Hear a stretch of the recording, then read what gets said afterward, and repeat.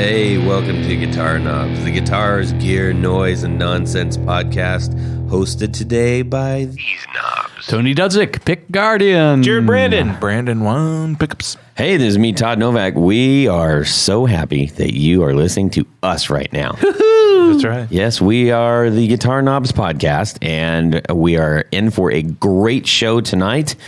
Tony, what do we do on the show? We like to talk about gear. Mm-hmm. Specifically, builders of said gear. Yes.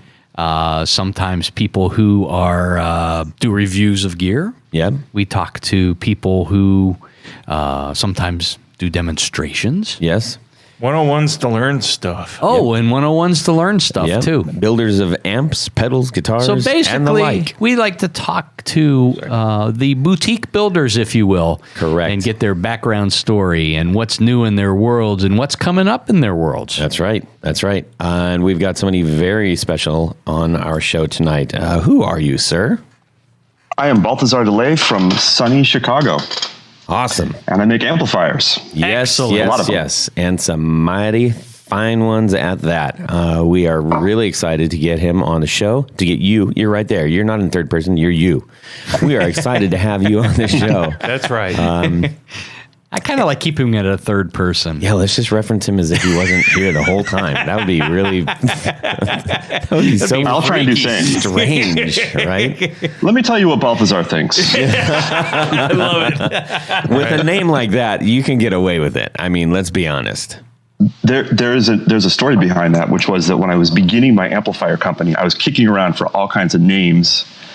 And after a couple of weeks of that, my friends had an intervention with me, and they were basically like, dude, when your name is Balthazar and you're starting a business, Exactly. it's Yeah. already been chosen for you.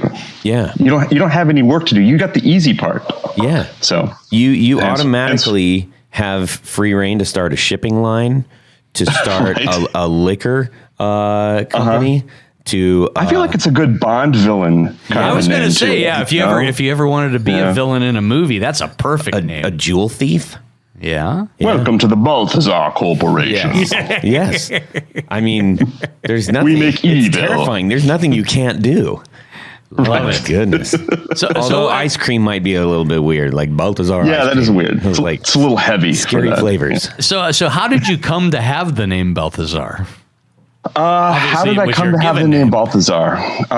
It's a weird origin story. So my parents were living in the UK, and they were all about all things glam rock. So they moved to London. They moved across the street from the Chelsea drugstore, from the song "You Can't Always Get What You Want," and they. And their friends all had this kick where they wanted to name their children after villains, and so they had a friend who named a kid Othello, and I was next, and I got Balthazar. Nice. So yeah, Wow. That's amazing.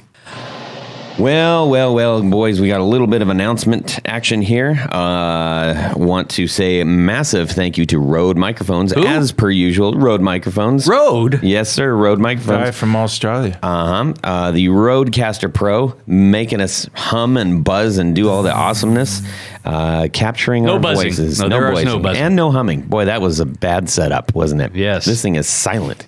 Silent but deadly. Yep. Like Jared. Usually, yeah.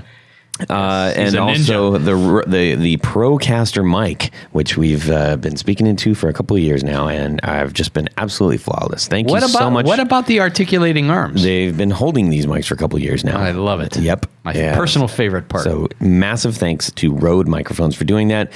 If you are interested in starting your own podcast, or you just want to record stuff at home, this is a gem of a unit to do with.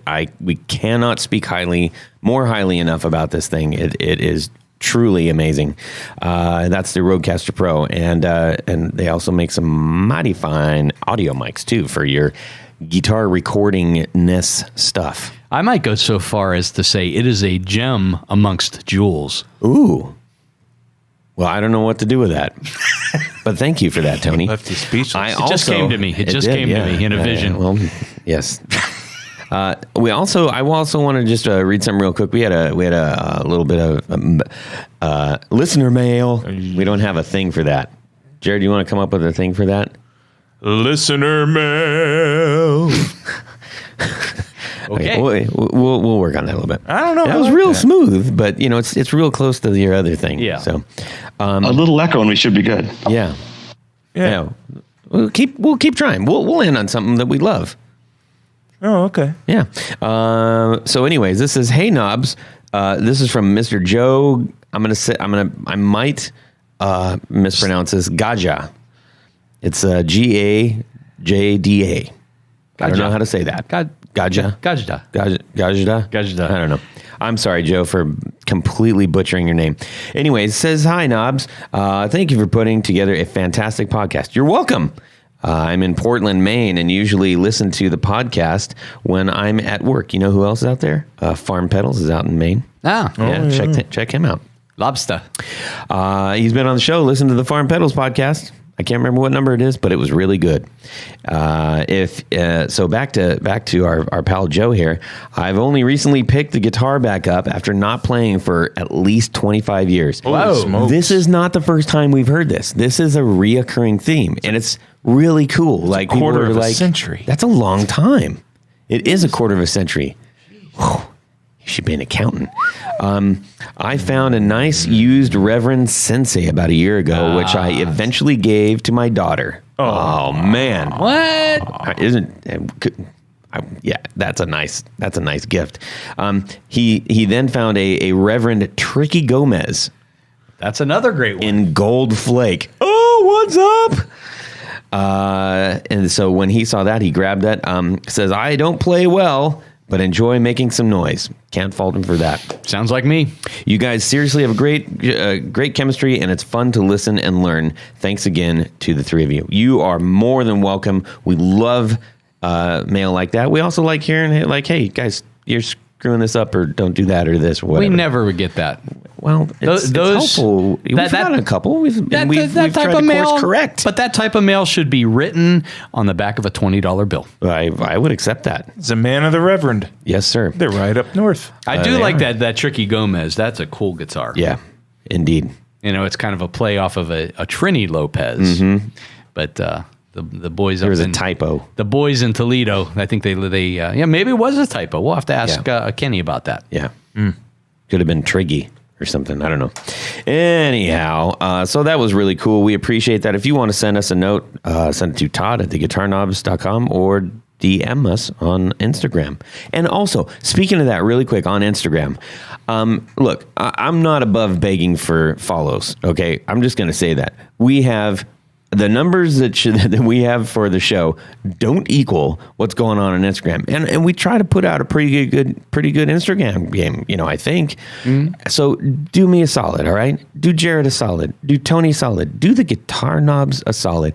If you listen to our show and you see us on Instagram, just hit follow. Just hit follow, because that raises us up and gets us exposure to more people, and we get more awesome mail like this, and more people get to comment on the show and supply their would you rathers and everything. So you raise our boat when you follow. So let's get to some awesome stuff and out of this business. What are we doing this week, gentlemen? Let's start with Jared. Man, I've been anticipating this question all week long because I got a special little story to tell about. Oh, do tell. What's not technically new in my guitar week, but is new now because I got something back. Okay. And so I'm going to tell the story as quick as possible, Jared style, which is probably not quick enough. But 1999, I got out of the service. I bought this 1970-71 Gold Top Deluxe. That comes with the mini humbuckers, and it has the little cream beauty rings that, or cheat rings, or what do you call them, Tony? Goof rings. Goof rings or whatever. They're technically called. That go around, and they don't really need them there. Well, see, they were originally there because a lot of the bodies that they were using, like in 68 or 69 when the Deluxes first came out, the bodies were actually routed for humbuckers. And so they had the Deluxes had mini humbuckers mounted in P90 covers that are cut out. I ought to slip off one of those rings because you can. They're just held on by little spikes, little nails or whatever. I just may see what's going on there. I don't know. But yeah, anyway. It's possible that the body is routed for humbuckers, Maybe. and that's what they did, or they just put them on because that's what they were used to. Or do. they were sloppy. You know, they from time to time did drop in quality control. But the thing looks awesome. It's been used. When I bought it, I paid $1,000 for it back in '99, and somebody had painted over the original gold top, and I remember scraping all that off with a razor. So it Wow. Yeah, but I got it all off, most like 99.9% of it all off. And there's just a tiny little bit of gray residue from the primer they sprayed over it before they sprayed on the new gold. But they didn't. You can even see evidence of old lacquer that's still there, and you can see player wear on the surface of this gold paint that I had uncovered. It's That's really interesting. awesome. It is. It's really cool. It's like I've thought about having it refinished, and it's like no. Why? Why? Exactly. Yeah. Why? That's the answer. Now, I that came has to. a mahogany back, right?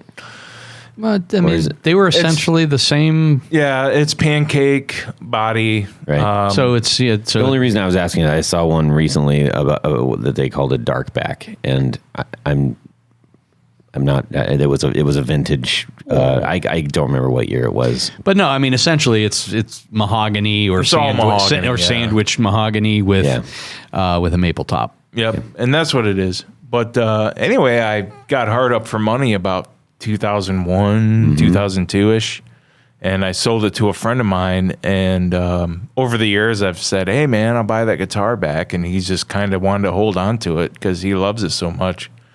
And I even changed the pickups up for him because the original mini humbuckers of those That must old, have hurt. That must have been a kick in the gut.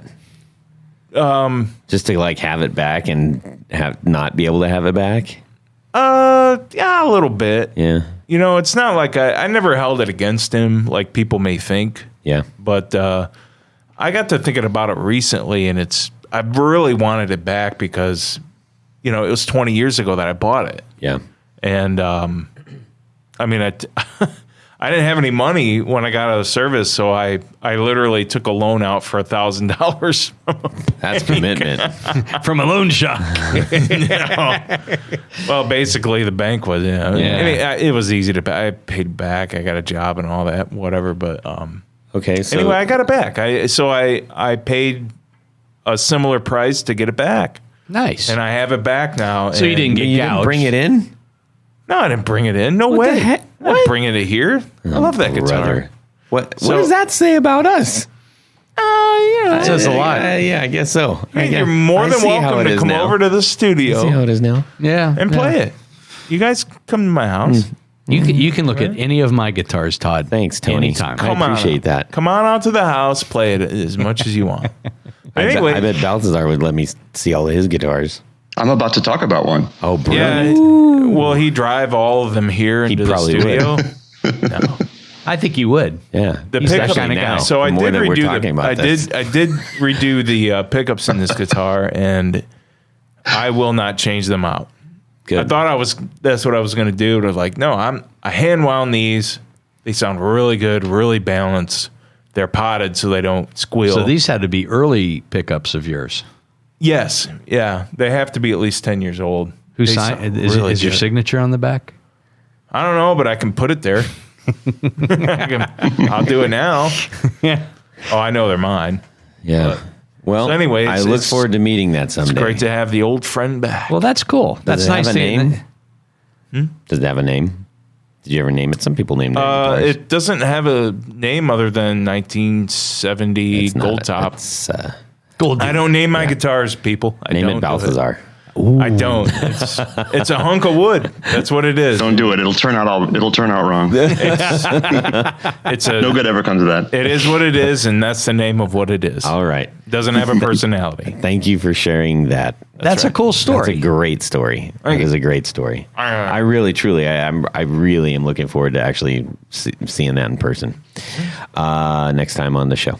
Balthazar, what would you like to talk about today? Oh, well, let's see. I came back from a little place called NAMM this week. Yeah. And NAMM basically teaches you that you are a complete crap guitar player. Doesn't it? Especially in Nashville. You walk around and the 10-year-old kid is playing better than you'll ever play. Yeah. And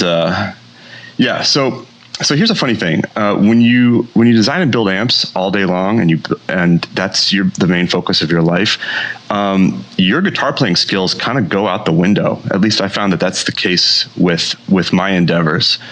I used to be a professional guitar player, and now when I'm building guitar amps, I'm strumming an A chord and listening to it decay over and over and over again.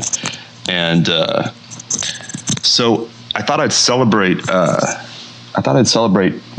my renewed love of like wanting to get good at the guitar by, what's better than getting a new guitar? Ooh, there you go. You know what I mean? It's like you need that kind of newness when you're doing anything creative. Like when you paint the practice space a weird color, that's like good for like 3 songs. Right. That's just a change of scenery. Yes. So my guitar is a weird one, but when you build an amp called the Film Noir, and it's sort of based on old 60s British amps, you can afford to be a little weird. So I got a Burns Bison. Oh, rad. Reissue, serial number 94.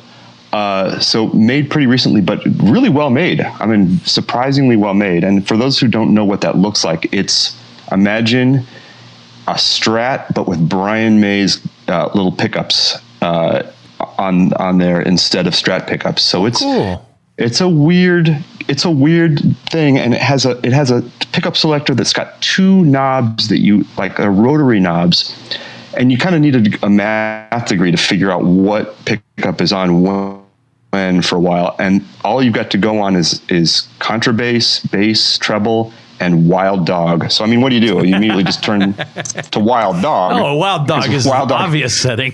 Wild Dog has to be the best setting of all of them. Yeah. You just turn it to that, and off you go. So that's been my week. I'm going to start playing guitar again as a player, not just a quality control device with 2 arms and a pea brain.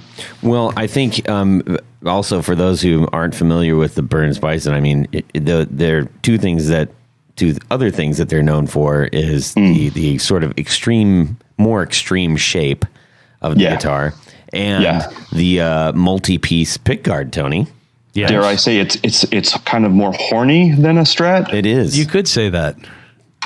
It is definitely super bisonish. Pointy, yeah. Angular. Yes. It looks like a bison head. It does look like a bison. That's the name. I would like to add to that and say, since I got my guitar back and it's new to me again, I did find myself challenging myself again as far as playing. Absolutely. Nice. So it will, I totally believe in that. And you'll have fun doing the same, I'm sure. So I guess the lesson we've learned today is if the light turns green at the street, you should go buy a new guitar. Yes. Exactly. Mm-hmm. Perfect. Mm-hmm. What color is that? That's green and black? It's not the cool green on black. It's the black on black. Oh, that's cool too. Yeah. It's the moody goth version. Yeah, but that has cream switches and nameplate, right? Yeah, yep. That's rad. None more noir. I like that. Totally. I like that a lot. I'd play the crap out of that. I like it. No, I mean, it would sound like crap. No, because he'd play the crap out of it. Yeah, it's all out. Then it would sound really good. Awesome. Tony?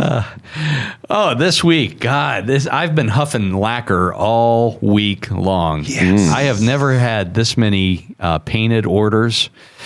So I do a lot of guards that are clear with either gold or white or whatever back painting. Right.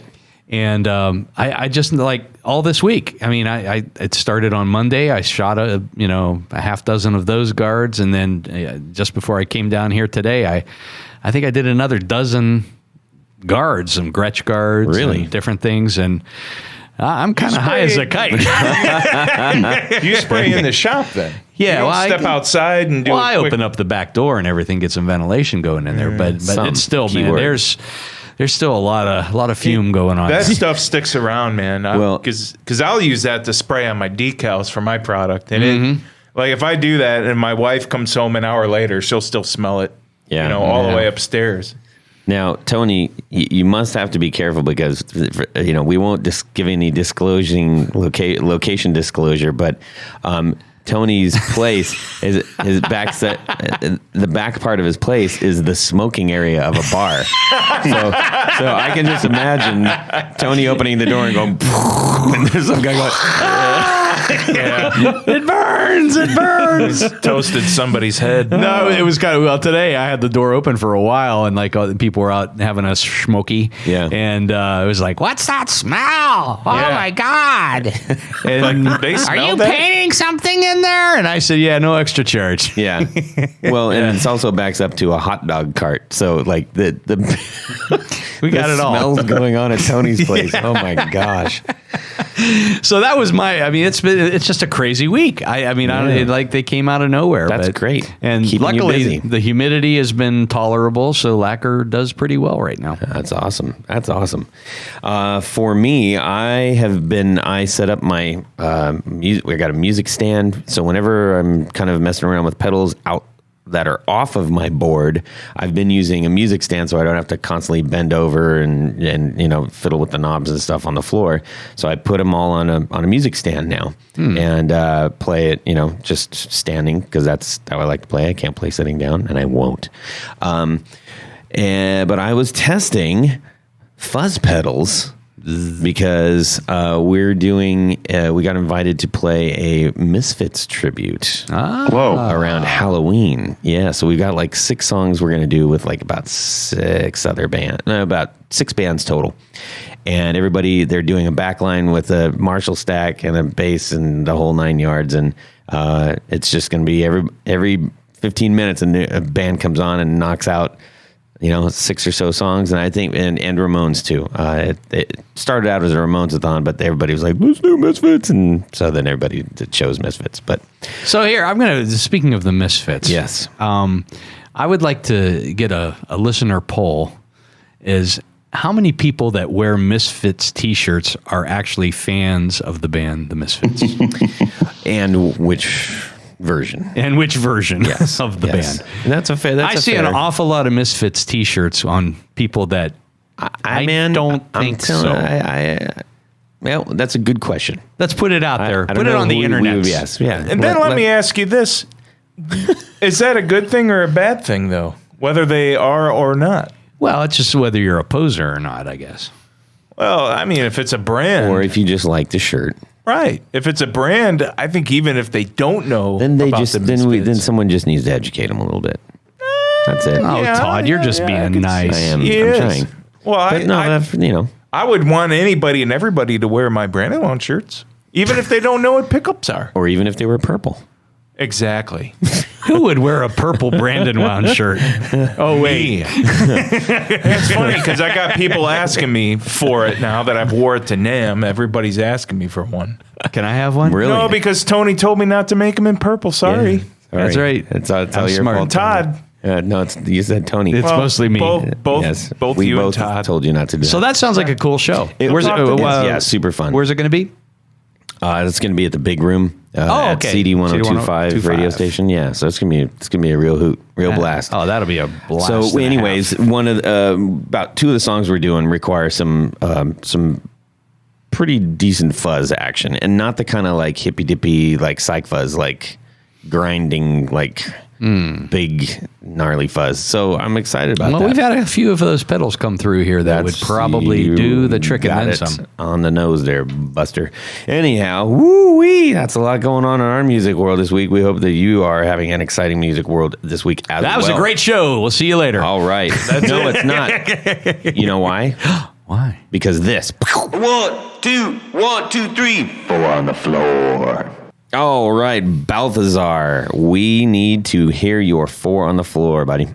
Which is tough when you have 11 on the floor that you need to whittle down to 4. Fine. Right. All right, I'm going to start. There's going to be kind of a theme here, which is modern things that do old things better than the originals, in my opinion. So the first one is the Caitlin bred Naga Viper, which is ostensibly a treble booster, and I got really into treble boosters, but I always wanted a treble booster that would do what a treble booster did, but like maybe one other thing, right? Because it's you play with a treble booster and you kind of get where Brian May might have been going, or where Black Sabbath was, how they were getting some of their tones, Or Mick Ronson.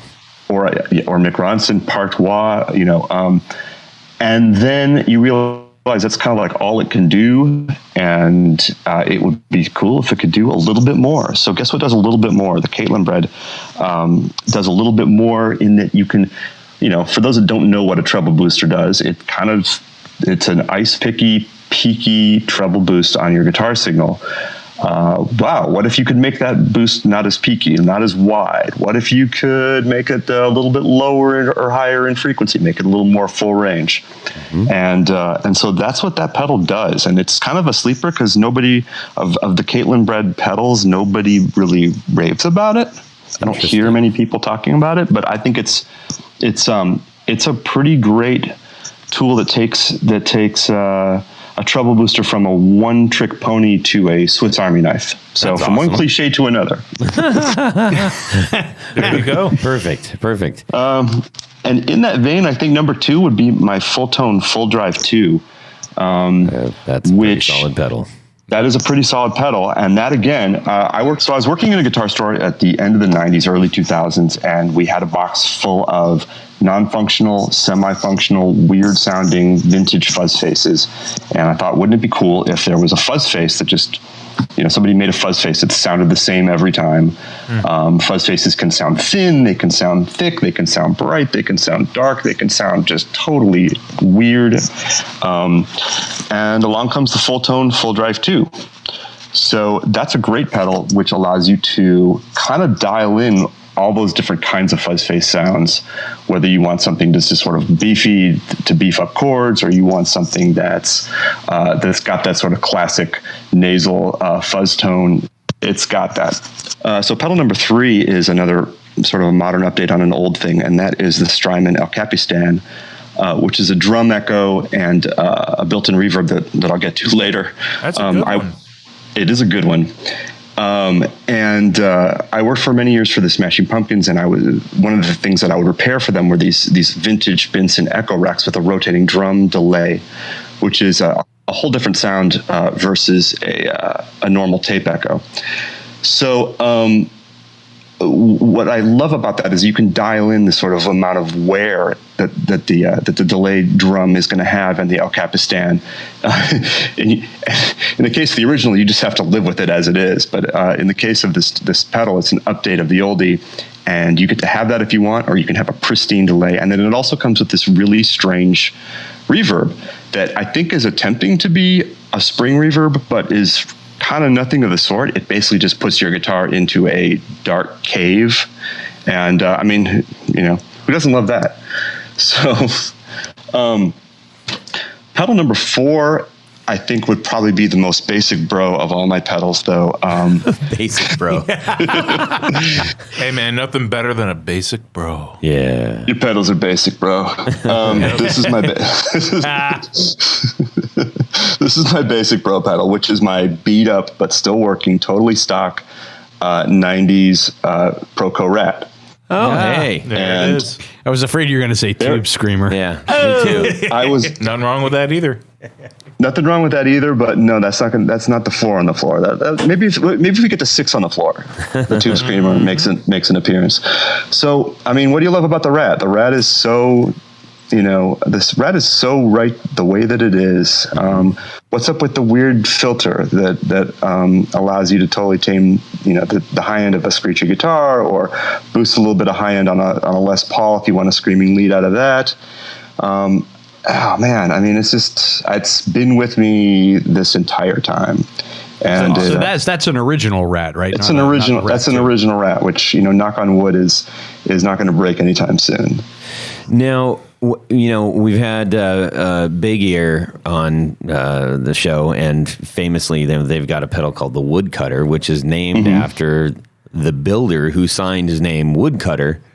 Which is his last name on the inside of the pedal. So it'd be worth opening that up and seeing if you actually have a woodcutter. I did not know, and maybe I do. Yeah. Maybe that's why you like it so. Yeah. Maybe so. Apparently that's the one. Whatever that guy did, everybody loves, that's the golden one, I guess. So woodcutter, no woodcutter. I stand by this one. Perfect. That's perfect. Well, that's a solid 4. Yeah, man. On the floor. I like that. Good stuff. Good stuff. Well, speaking of other solid things, like amplifiers, we have Balthazar De Ley on the show tonight, and we're super duper excited to learn about his amplifiers. And you got a brand new one out, which I'm personally excited about. I like combos. I'm a combo guy.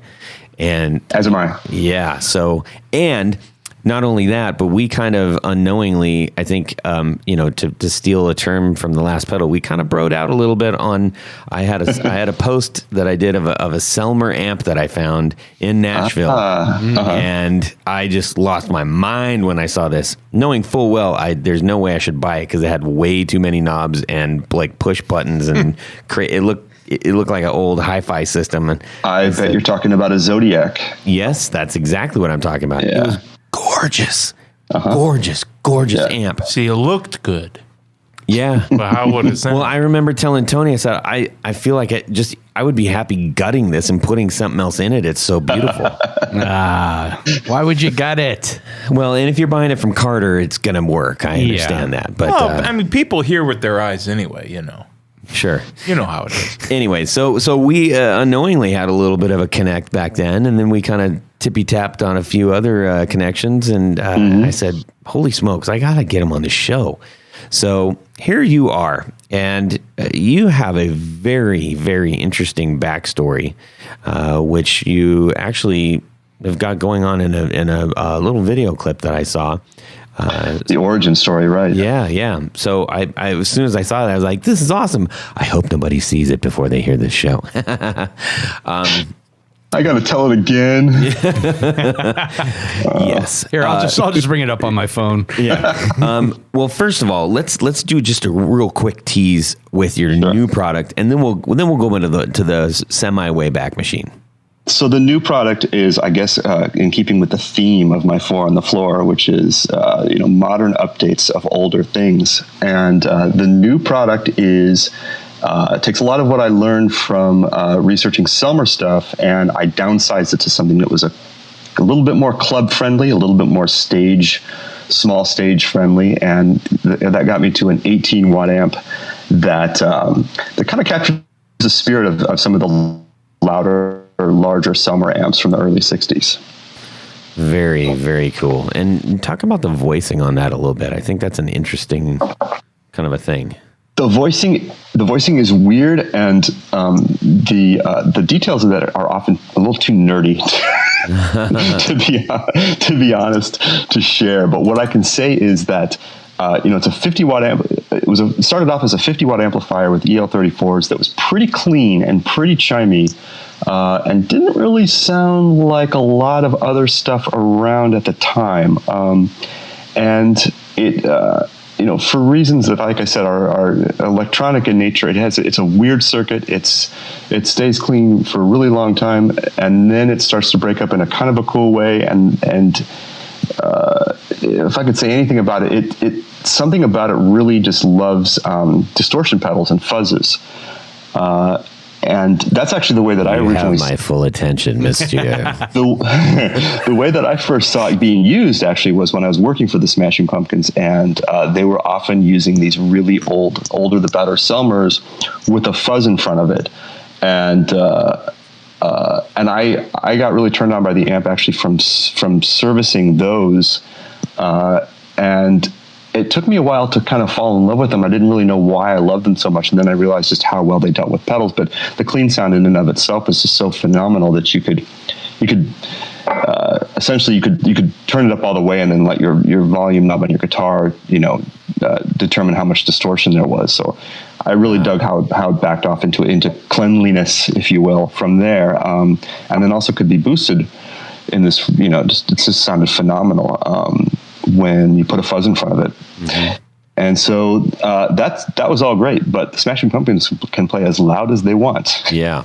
Yeah. Enter the 18-watt version. Yeah. And so I'm trying to get to something that's a little bit more portable, a little bit more club friendly. And let's just kind of talk about okay, so the Selmer that we're referencing, the Zodiac, right? Yeah, sure. Is it's an alligator, a gray silver alligator. Indeed, Martian alligator. Yeah, with gold anodized panels and a black and silver sparkle, black, silver, and gold sparkle, a grill cloth. Mm-hmm. And I mean, if you're not salivating already, there's more. It does have a band down the middle, and it's like oh my gosh, it's like that's the most beautiful. I couldn't compose. I still can't compose my thoughts talking about that. Oh my! We should mention the Magic Eye. The Magic Eye. Was the Magic Eye functional on your Zodiac? Was that that's the push button, right? That is the thing in the front. There's a little tube that is supposed to flash in time with the tremolo. Get out. Mm-hmm. I'm not getting out. I'm here to stand by the Magic Eye. Now I want it even more. But your update, what is really lovely about yours is that you're incorporating your actual stylings. It's like a Zodiac and a Balthazar had a baby. We're meeting in the middle. Yes. We totally are. Yeah. Does yours have a Magic Eye? Magic Eye TBA. I am working. Yeah, you're not exclusive. I am looking for a hidden truckload of what are called EM84s, which is this Magic Eye. They were made in Russia long after they were made here, and when I can get 100 working Magic Eyes, in they go. Then we'll do it. I've seen those types of tubes. I believe if they're the same ones in old reel-to-reel tape decks. That's exactly right. Yep. That was your level meter. Jared, Damn! Yeah. Holy moly! What? He's more than just a purple shirt. Dropped a bomb on us. Well, yeah, and they used when you recorded, that's what would light up.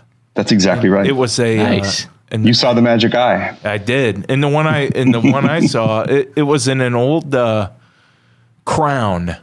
That was the brand, and it was. Who are you? It was green too. It was pretty awesome. They glow green. Yep. Yeah. Oh man, I'm so impressed right now. Because you thought no one else knew about the Magic Eye. It's just that you just dropped like a super obscure reference, and just like it was like, yeah, it's common knowledge, dude. Oh yeah, that's amazing. Yeah, nice. They were all over the place. Yeah, well done. Balthazar, what kind of speaker do you have going on in that thing? I got an Alnico Gold going on in that, and Yummy. Yeah, man, I'm a man of expensive tastes. Apparently, there you go. I chose the most expensive Celestion speaker out there, but man, it sounded so great. It's just got the right kind of British vintage vibe that it just brings to whatever. And in fact, if I may be so humble, I think it takes part of the credit for the amp sounding as good as it does. It really does, because that thing just sweetens everything. It overdrives cool. It's clean. I love it. Yeah, I've got a gold and a UK greenback in my nice Z-Best 212 cabinet. Nice. And it sounds. I mean, most of the sound does come out of the gold, but there's I think the old greenback. It's one of the bass voiced ones, and it picks up a little of the bottom end. But so the gold, is that more of a mid range kind of voice? Well, It kind of is. Yeah, I mean, it's basically a higher wattage Alnico It's Blue. got the bigger magnet, right? And for those that maybe aren't as familiar, when we've referenced this a few times, but when we're talking about British voicing, Balthazar, will you elaborate a little bit on that? What is British voicing? I mean, British voicing has less to do with the physical way that the speaker's made as much as I think it kind of has to do with the EQ that results. And that's kind of just like a pushed forward mid-range to me. I mean, correct me if you've got another definition for British voicing, but I think that comes out of Celestion and what they did and some of the other speaker manufacturers just wanting to get more stage volume out into the gymnasium. Yes. Yeah, I think they scooped it that way so that you're a reverse scoop of it, I guess you'd say. Yeah. So that it would have more presence in the guitar realm. Yeah. Yeah. Yep. Yeah. I think they just wanted to add as much presence as they could because it excited the ear in a time when that was hard to come by. And, we just referenced speakers for that, but I mean, obviously amps are certainly helping with that as well. Yes. Absolutely. Yeah. Yeah. So, Amps have nothing to do with it. right. So your amp, tell everybody what a mid-voiced amp is going to do for you in a band. Well, what a mid-voiced amp can do for you in a band is let you cut through a dense band with a lot of other members. I've been in a bunch of bands, a bunch of dense bands. that would be the first thing that it does. Yeah, that's why everybody tells the guitar player to turn down anyway. So cutting through when we're talking about that, we're saying you got your voice and you got cymbals, and that's kind of carrying typically the higher end of things. Sure thing. You got your bass frequency, and so a guitar player. We've kind of referenced this before. When you're playing alone in your living room, you want all the bass, you want all the mids, and you want all the highs. Because that sounds awesome. Sure do. Yeah, right. It sounds great. But then you get into practice, you're like, I got to turn up. I can't hear myself. And then everybody's like, turn down. And you're like, yeah, but I can't hear myself. It's not the volume. Turn the highs down. It's your EQ. Mm-hmm. Turn the highs down. So if you have a British voiced amp, or or if you have speakers that are helping you out with that, yes, then you have a much higher chance of cutting through the mix. Yep.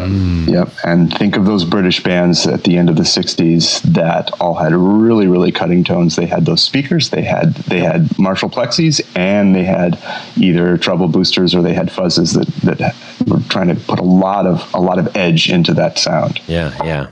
And guess what? I learned almost all of that on this show.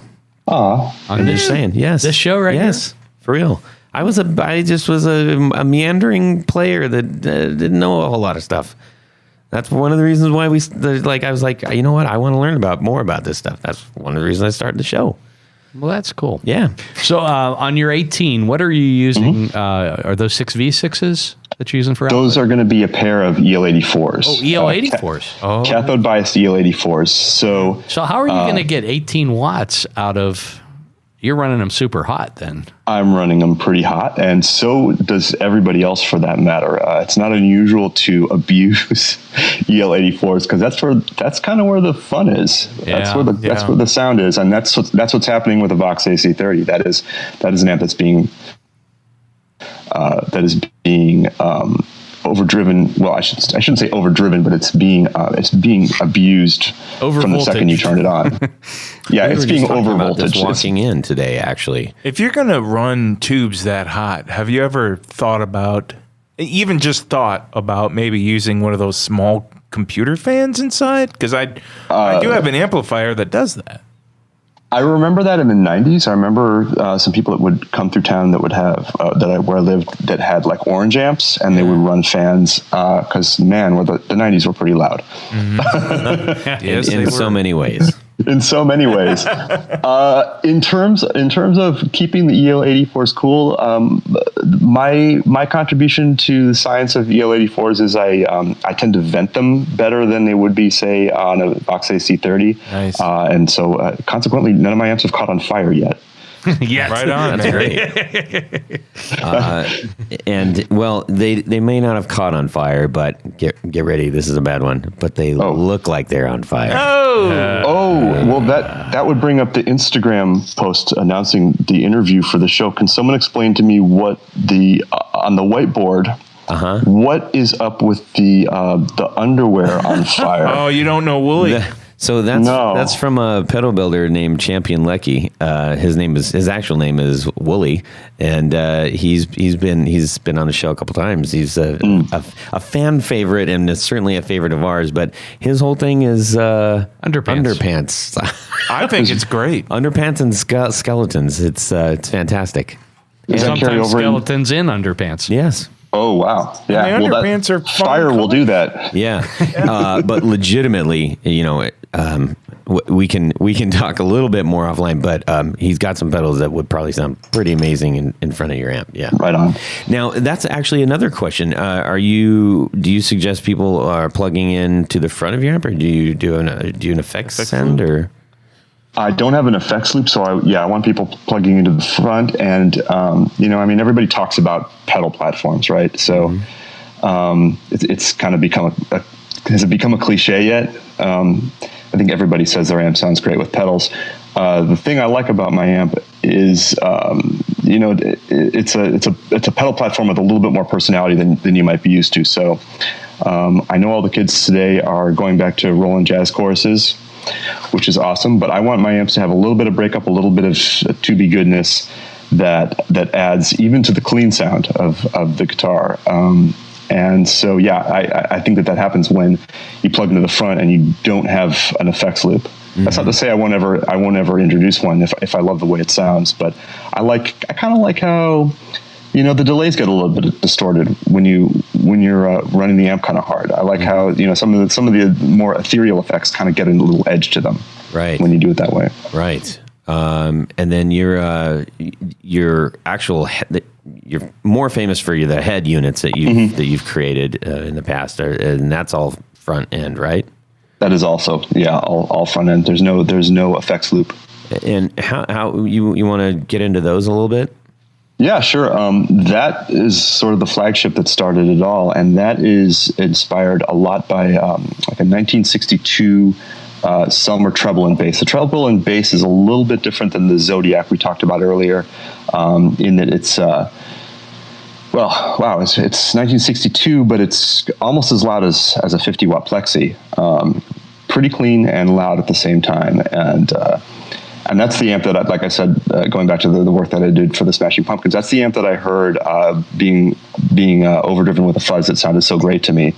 And as a matter of fact, I was actually repairing one for another client in my shop, and a guy walked down the hall who I didn't know very well, who had a space in my building, and said, "Dude, what is that amp? That amp sounds incredible." And I said, "Not only does it sound incredible, take a look at this amp." And he was like, "Oh my God." And when I was done repairing it, he borrowed it for a couple hours, and I couldn't believe the sounds that were coming out of down the hall. And I knocked on his door. I'm like, "Man, what is that amplifier you're playing?" He's like, "That's the amp you've been repairing." Like, it is? Okay. Wow. So, I guess, like I said in the origin video on my site, we were going to pretend like never happened. No, everybody needs to go watch that. That was where the path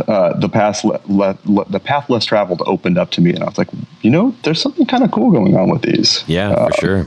So it's a little known amp. I mean, it is. Just about every other amp's been covered, but I don't think anybody else is doing that, man. I think I'm alone right now. Yeah, that's a good thing, man. Yeah, it is. You found a thing. That's right. And those, so the Film Noir.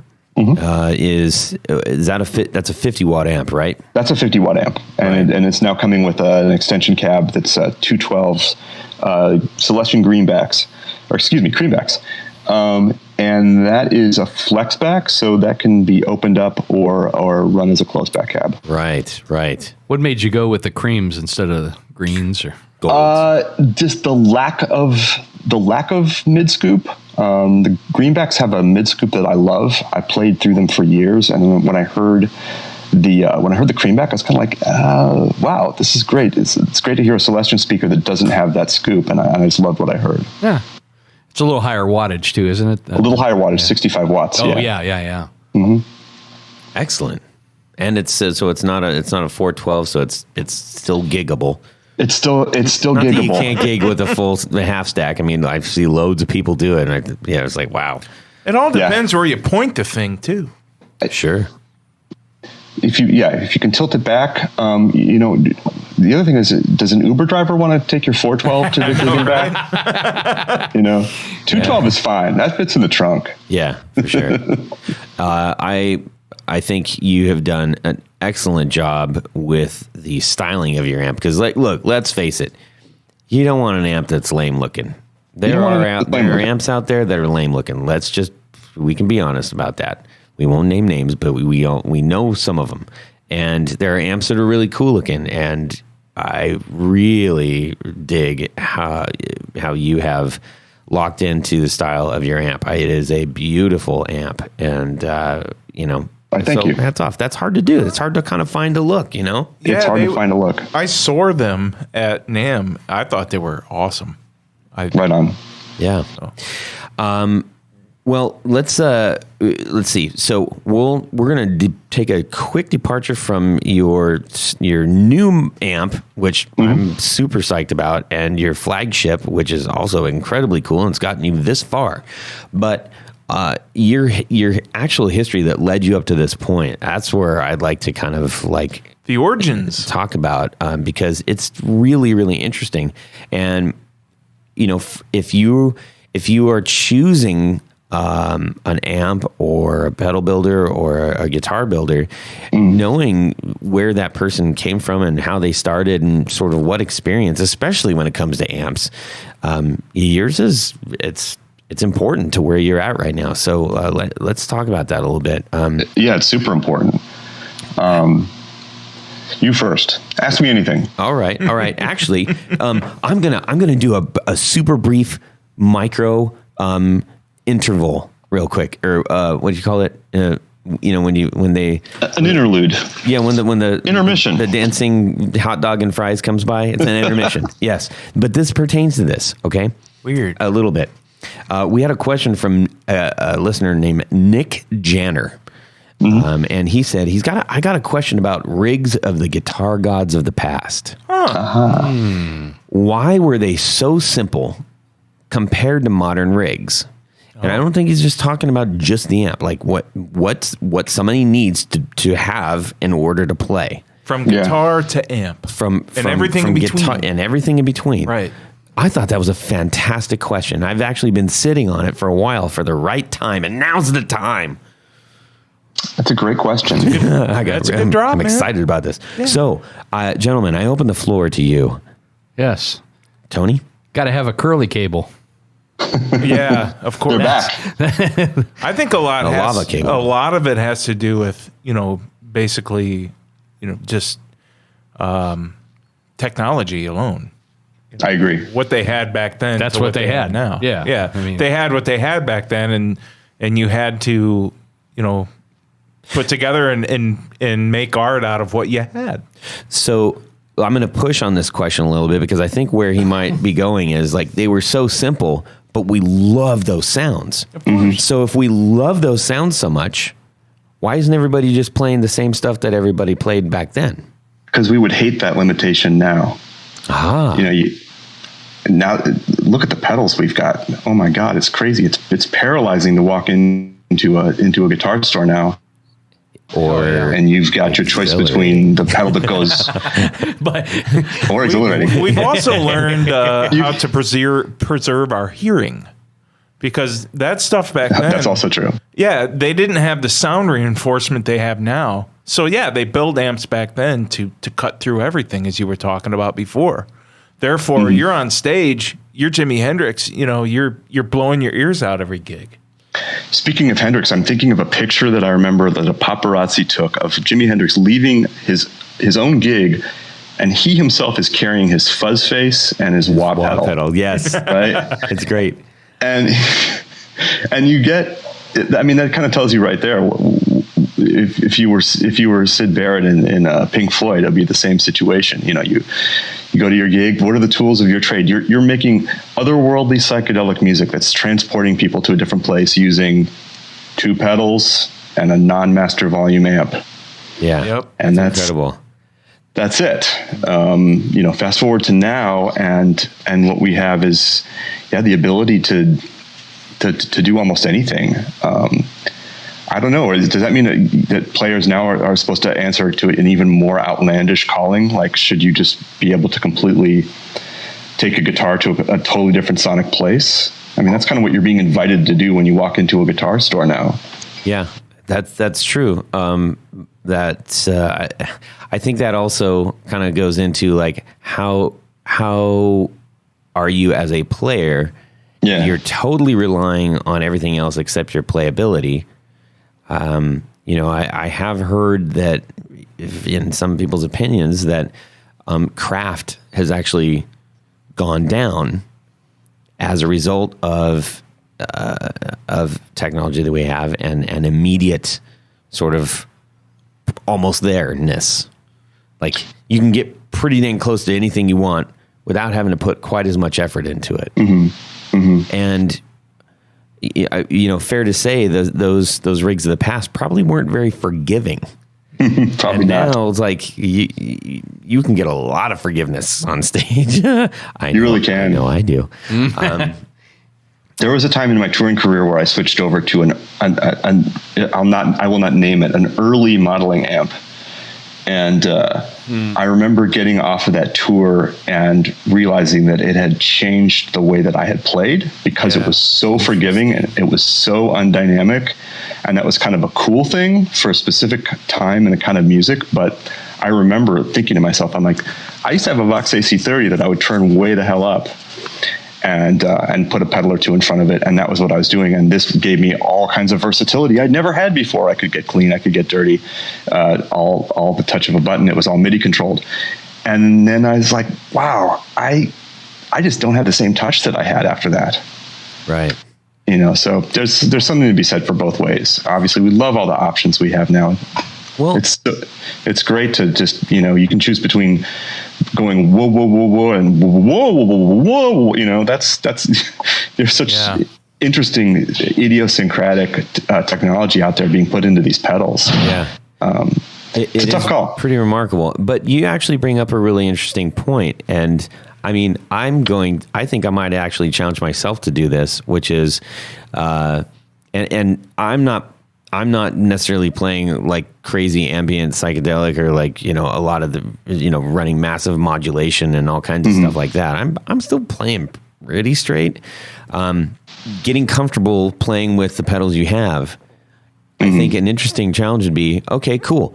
Play your practice set with the pedals you have and then play it just straight through the amp and see, like, obviously that may not exactly sound the same from effect perspective, but it's going to reveal probably a lot more flubba-dubbery that you might be doing. Probably, yeah. You know, or to quote Wooly, your sausage fingers. Sausage fingers. Right. So that's an interesting way to go about this, I think. I think I'm going to try that next time I practice. Don't we all kind of hide behind distortion a little bit when we're young players? Oh, for sure. Absolutely. Yeah. You know, that covers up all kinds of flubbery. I like flubbery, by the way. I mean, I remember a time where I didn't have enough money to go out to buy a distortion pedal or an amp that had good distortion. I had to use a tape player and plug into the mic and then, you know, turn that gain all the way up to, the mother of invention. That's just how we got by back then. That's how Keith Richards did it. Absolutely spoiled. Well, so anyways, that's a really interesting question. Thank you to Nick Jenner for sending that in. Yeah, that's cool. Yeah. Please send more questions in like that. It was great. And I think it was at a perfect timing. So thanks, Nick. Talking about, you know, them old days, I guess, if you will, how did you come up in all this business, man? Yeah. I know that's a really big question. So maybe we can just start with like, what bug bit you and how? What bug bit me? So I said earlier that my parents were big glam rock fans, and I sort of grew up with with Ziggy Stardust and T-Rex as my kind of like my nursery rhymes. Yeah. By virtue of my parents, and they had a love of music that they never really. You know how we all have this music we love when we're 17, and then we stop, and that's just kind of where it's at. So they never really stopped. They just kept on exploring music, and they kind of gave me that love of music. And where did I go with that? Let's see. I started off playing bass, and I spent most of the 90s on the road playing bass and then guitar. I was in a band called Hum, and then a band called Menthol. We actually came out to Ohio a fair amount. Let's see. It started in Athens because that was the first place where we could get a gig outside of my hometown then of Champaign. Great party place. Great party place. There was some. Is Cincinnati the one that has the laundromat meets, or at least in the 90s, the laundromat meets rock club that I want to say was called Sudsy. Well, there's one in Columbus right now. Is that Sudsy Malone's? Oh, I don't know where that is. Sudsy Malone's, that might be Cincinnati. Okay. Yeah, there was Stashes, I remember. Yes, we loved our Stashes here. And then there was a lot of Euclid Tavern in on the east side of Cleveland. Yep. Yeah. Yeah. I gotta admit, I'm a little bit stuck on like your mom singing like Fox on the Run with like silver lipstick and stuff, you know, as you're going night to your lava lamp. It kind of worked that way. Yeah. It was pretty funny. That's awesome. I wish I would have grown up that way. I think if you were exceptionally loud one night, did they yell up and you say, Balthazar, what's all the noise? And you said, hey, it's a ballroom blitz. Oh, come on, Tony. All right, I can do better. That's rough. I need more time. Okay, so anyway, and we didn't even talk about Sweet. We talked about Ziggy Stardust. Yes, indeed.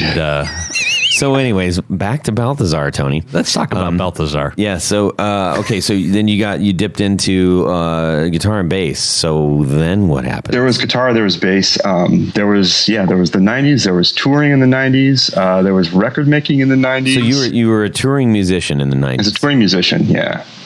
Yeah, I pretty much was on the road for most of that decade, and then I got off the road and tried to figure out what I could do staying in one place, and that was audio engineering. So then I recorded bands, and I spent about 10 years doing that. So I worked mainly out of Chicago, and that taught me a lot about guitar tones. I mean, that was what I was doing full time, was just recording rock bands. And then when you say it taught you a lot about guitar tones, did it teach you a lot about guitar tones from just like, oh, these are guitar tones, or did it teach you how, like, did you learn like, oh my gosh, that sounds terrible, I need to know how to fix this? Well, a lot of I need to know how to fix this. I mean, to the extent that I could fix things that were wrong with the way that a guitar part would sound. I learned what I could and couldn't fix. I couldn't make people play better. I couldn't, there's nothing I could say or coach anybody that could make them a better player in 5 minutes. Sure. And I had to learn that, because at first I was like, what can I do here to make this, to make this go better than it's going? And I had to kind of learn that, like, there wasn't much. The person was already bringing the skills that they had, and they were either going to have them that day or they weren't. Luckily, they usually had them. So I spent about 10 years doing that. And then somewhere along the line, I became the guy in the studio that could always be called upon to fix things. And why? And I don't know. Because you knew how to fix stuff. Well, I think but that's like like you just don't automatically fix stuff. You just don't automatically fix stuff. I just had that kind of passion to figure out why things worked the way that they did and why things weren't working if they weren't. Yep. So I just had that curiosity. Like I said, I just kind of had to know. And I guess other people just sort of, something would break. It's not helping us right now. Throw it to the side, and I don't care why, but it's not helping us. And I was like, well, why isn't this working? And so it's sort of, my career kind of evolved into fixing things. And then I spent the next 10 years really just doing that. I was working in recording studios, fixing mainly vintage tape machines, recording consoles, all the old breakable but awesome sounding stuff that's in recording studios. And that path led me through my time with the Smashing Pumpkins, which that was a sort of a situation where you had somebody who was almost like a Noah's Ark approach to recording stuff and to guitar stuff. And at first, I actually kind of walled myself off from guitar world. I just wanted to be responsible for the recording stuff. And then when things kind of got slow, I would look for ways to contribute. So I was like, hey, I'm not doing that much. I'm going to start working on this guitar amp. So as anybody who's listened to the show, I'm a huge Pumpkins fan, and we've had Jeff on a couple times. Jeff Schroeder. Oh, nice. Great. Okay. What were you exactly working, or were you doing studio work for them? Was it tour work? I was never on the road with them. I was a studio technician. So I would set up the tape machines before they would record. I would figure out why things in the studio weren't working. I would do all the wiring. I would. What album? What era is this? It's about 2009 till about March of this year. Wow, awesome. That was a long run. Yeah, that was a long run. And yeah, so I along the way I got to play around with this sort of, we'll call it a fleet of guitar amplifiers, and sometimes help set up the live rigs, and just look for any way I could to help out. And I was going to say, it's kind of strange, right? I spent my whole 20s playing guitar in bands. I've always been around music.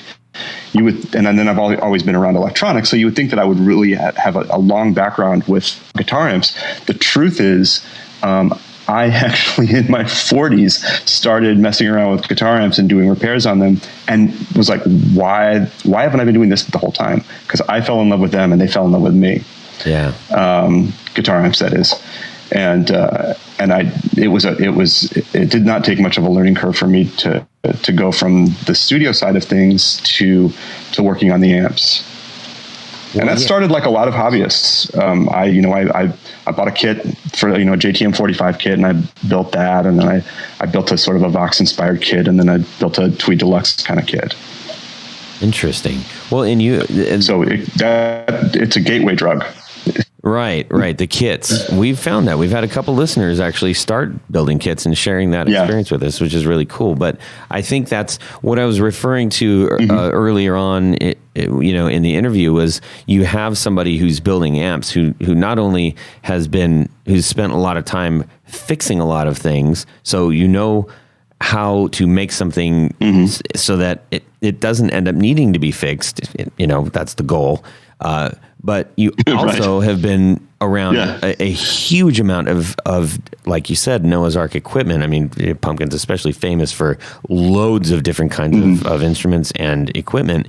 So you've heard all the things that sound great, all the things that sound okay, all the things that sound bad. I heard all the things. Right. So you put that combination, and it gave me a great go build an amp, right? Yeah, no, you're kind of hitting the nail on the head in the sense that, like, I got to hear everything, and then I heard this thing that really shined and was something that I don't think a lot of people get to hear on this side of the Atlantic. Summers were made in the UK. Summer started off. Summer was and is a French company that started in the 30s. They made saxophones, and my suspicion is that the alligator on the amps might be left over from the saxophone cases. Because it looks kind of saxophone case, doesn't it? Yeah. I mean, there's not 1950s. Not a lot of people bold enough to use silver alligator on anything. Right. Well, man, on anything. Yeah, right. Yeah. So tell me, you have your new release out, which I encourage everybody, make sure you get over to the Balthazar website to check that out. And you have this new amp out. You were making the film noir for a while. And now you broke out with this. What's kind of next? Oh, there's a lot that's next. So we talked about the Zodiac, which you fell in love with in Nashville. Yeah. Zodiac is something I get a lot of requests to do my take on. So that's really important to me. And hence the magic eye, right? That I'm looking for the hidden warehouse full of. There's that, but then I want to get even smaller. I recently stumbled across an amp that I thought has a lot of potential for inspiration, and that's actually another oddball, but it's an American oddball, and it's the Vox Cambridge Reverb, which you walk into any pawn shop and it's like a roll of the dice. A Vox Cambridge Reverb could be a horrible sounding solid state thing, it could also just be this phenomenal sounding, really small tube amp that I would kind of put up there with like a blackface Princeton. Really? But imagine a blackface Princeton, with a more British vibe with EL 84s instead of 6V6s. That sounds And it is awesome. a cool, right? I mean, it is a cool sounding amp with bias tremolo and spring reverb and just, it's, again, it'll fit very easly in the Uber driver's trunk. That's great, man. Well, I'm That's what's excited on the horizon for me. Yeah, I'm very excited by where you're going now, because I got to be honest. Like, I've been watching you for a while, and you've had the film noir head, and I'm just like, I really wish this guy was making a combo. And then you did a combo of like, You were not alone. Yeah. Does it creep you out at all that Todd's been watching you all this while? I apparently next to a whiteboard with an underwear cartoon on fire. I mean, Yeah. Well, you didn't see the shot of me like leaning back and slowly putting lipstick on with like Steve Buscemi. Crossing it off. Wow, and then things get weird. Yeah. Anyways, so hey, speaking of weird, let's transfer over to Jared. Well, ladies and gentlemen, I'm happy to tell everybody that it's time for Would You Rather?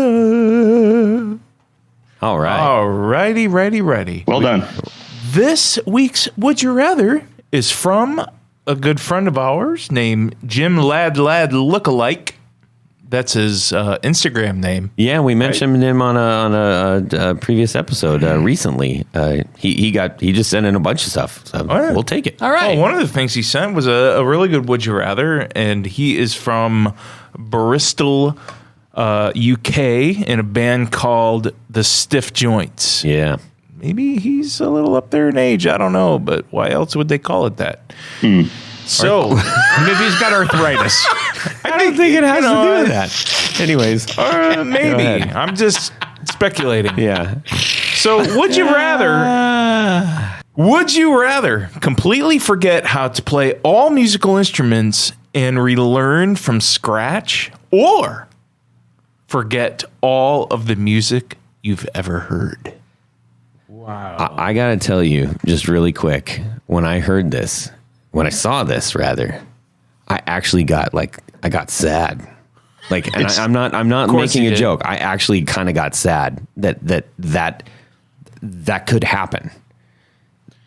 Is that something to do with that Beatles movie? No, nothing to do with everybody the Beatles forgets movie. about the Beatles? No. Which is a great movie, by Anyways, the way. Mr. Baloney. Wow, that's a tough one, because when you think about it, so if you can remember all the music, at least you have those memories and you can kind of hear that.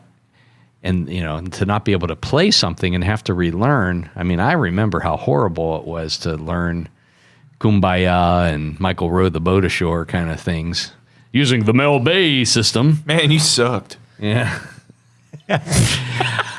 Wow. Just kidding. I'm going to go with forgetting how to play the musical instruments and having to relearn them. Okay. That's what I'm going with. I think it's the lesser of two evils. Okay. I mean, at least I have to agree. Well, why don't you, on that segue, go ahead. First of all, it's kind of a terrifying question, right? Because we're all kind of cursed with this love of music and playing it. It really is. I agree. And the thought of having to do with, I like Tony's idea because at least it maintains the possibility that you can get back to where you were. Yeah. Okay. And you can have and you can have it all, because you're going to remember your music, all the music you've heard, and you're going to hopefully relearn how to play. That's a cruel question. It really is. To ask a music lover. I feel like maybe that's how people think in Bristol. I don't know. Yeah, I think it's a Bristol Is that, thing. if you're from Bristol, tell us if that's the case. Tough town. Yeah, tough, rough. Oof. Holy mackerel. Jared. I'm going to look at it differently, because I wish I could go back and just listen to everything for the first time again. Okay. And I wish I could. Very interesting. That's an interesting take. It is, and and also learning as well. I mean, either or I'd be fine with, but let's go with forget all the music I've ever heard. Because I would love to experience the first time hearing it again. Why not? That's deep, man. That's a great point. I love that. Yeah. Well, like I said, this made me like my heart ached when I read this. I'm not joking because music is so important to me, and when I hear a song on the radio, I remember exactly where I was the first time I heard it. I have a flashback to what was going on in my life. Who was I with? How did it make me feel? What did I do after? What did that drive me to? What was my next sort of like, well, I like this. What else can I find like this? And those musical memories, like from songs I heard ages ago, I still know all the lyrics to it. It comes on the radio. I know where every cymbal hit is. I know everything because it was so impactful to me, and I wouldn't trade that in for anything. If I never played another musical instrument, I wouldn't trade that in for having that music impact my life in the way that it did. I think that's great because that's what drove me to make music. Mm-hmm. Well, I want to bring up one more point on my decision. I mean, say you actually tonight. Say you actually get your wish. You get your wish and you forget everything you've ever heard. It's not a wish; it's a curse. It's a curse. Not really. If Achy Breaky Heart came on the radio, I wouldn't miss that reference one. that. You would enjoy it. I would not enjoy that song. No. If Enter Sandman came on the that's radio, another terrible song. there you go. Well, of course, I'm bringing up terrible songs because Why? Because it's the first. You wouldn't turn the channel right away. You would listen to hear what it is because it was the first time you would. Yes, I would. You would. I would because you'd never heard it before. It's hard to put yourself back into that mindset, but you would. Like, okay, let's flip the switch. Are you changing your mind right now? No. Let's go from bad to good. Stairway to Heaven. Yeah. What about it? Listening that for the first time again, that would be awesome. But see, that's the magical thing about music, and not to quote Doug Henning, but that's a throwback. I heard about him. I never saw him or anything. Anyways, the same thing when you hear that on the radio. The reason you go yes is because your brain goes like, "Hey, remember that thing?" Yeah. It's not like you are hearing it for the 100th time. You're hearing it for the first time again. Wow, hearing it for the first time again. I'll give you that. Thank you. I appreciate that. Of course. Oh man, what a great question. Thank you for sending that in. That was maybe one of the deeper ones that we've had. Yeah, that's something you would ask when you were high. Sure. It would. Yeah. Come down to my shop and spray some lacquer. Yeah. That's like a college party. I guess so. Afterwards question. Or a guitar knobs question. Or a guitar knobs question. All righty. Tony. Yes. Hook us up real quick here. Quick? And then we're gonna let everybody know where they can find everything about everything they heard tonight. That sounds like a premonition. So at this point in the show, there's a group of people that we like to thank. Yep. We'd like to thank all of our patrons on Patreon. And no, I just heard someone out there say, what did he just say? Patrons. That's right. Patron on Patreon. Mm-hmm. And I'm going to give you the 411 on Patreon. You go over to patreon.com/the Guitar Knobs. Thank you, Jared, for your assistance. Mm-hmm. You'll see there are different levels that you can be a patron of this podcast. And from very little money to a little bit more, but still not breaking the bank kind of thing. And at each level you go, you get some nice prizes and all kinds of fun stuff. You got barefoot buttons and picks and stickers and T-shirts and all kinds of stuff. Good stuff. And the level that is the coolest, in my opinion, level, but not the top, is the executive producer. Oh, it sounds so good when you say it. Executive producer. That's right.